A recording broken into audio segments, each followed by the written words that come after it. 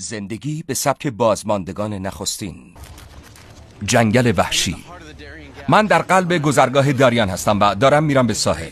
این منطقه به آدمربایی و وجود چریک‌های مسلح شهرت داره. تعداد بیشماری از کاوشگرا جانشون رو اینجا از دست دادن و من نمیخوام که یکی از اونا باشم. پاناما تنها نقطه بین آلاسکا و آمریکای جنوبیه که یک شاهراه که متصل کننده دو نقطه شمالی و جنوبی قاره آمریکاست به نام گذرگاه داریان داره.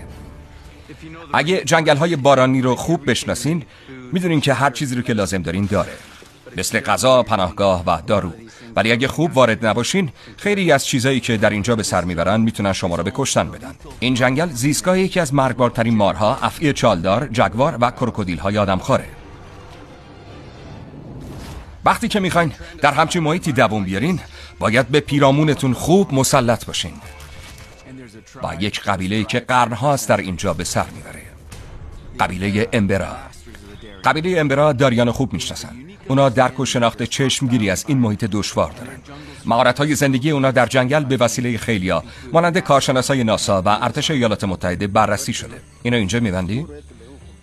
من برای تکمیل آموزش‌ها مدتی در جنگل بارانی با قبیله امبرا زندگی کردم و حالا من میخوام استقامتمو آزمایش کنم. زنده بودن من به مهارت‌های رویارو شدنم با جنگل وحشی و چند تا ابزار امبرایی که همراه دارم وابسته است.